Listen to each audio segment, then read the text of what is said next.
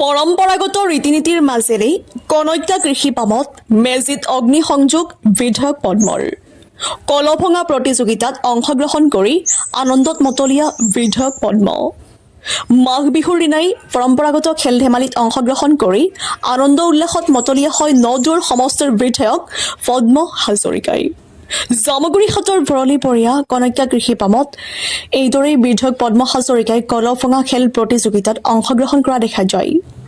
উল্লেখ্য যে বিগত বৰ্ষৰ দৰে এই বৰ্ষও ভৰলীপৰীয়া কনৈক্যা কৃষি পামত পৰম্পৰাগত ৰীতি-নীতিৰ মাজেৰে মেজিত অগ্নিসংযোগ কৰি সকলোৰে মংগল কামনা কৰে বিধায়ক পদ্ম হাজৰিকাই। নদুৰৰ পৰা প্ৰাণশংকৰ ভূঞাৰ ৰিপৰ্ট, ডিজিটেল আছাম লাইভ। মাঘৰ 1 তাৰিখ আমাৰ পৰম্পৰাগতভাৱে আমাৰ জাতীয় উৎসৱ ভোগালী বিহু আমি উদযাপন কৰিছোঁ। ভৰলীপৰীয়া কন্যাকা বহুমুখী পামে আজি আমাৰ মাটিত ৰাইজক লৈ এই ভোগালী বিহু কন্যাকা পৰিয়ালে উদযাপন কৰিছোঁ।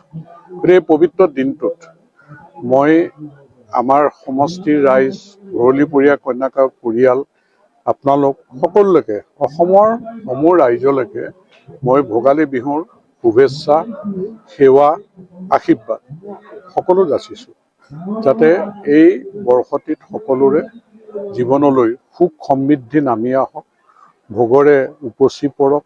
আমি যাতে সকলোৱে মিলা প্ৰীতিৰে আমাৰ মাতৃভূমিৰ প্ৰতি দায়িত্ব কৰ্তব্য পালন কৰি আমাৰ ৰাজ্যখন যাতে দেশৰ ভিতৰতে শ্ৰেষ্ঠ হ'বৰ কাৰণে মুখ্যমন্ত্ৰী ডাঙৰীয়াই যি এক সংকল্প লৈ কাম কৰি আছে, সেই ক্ষেত্ৰতো যেন আমি সফল হওঁ।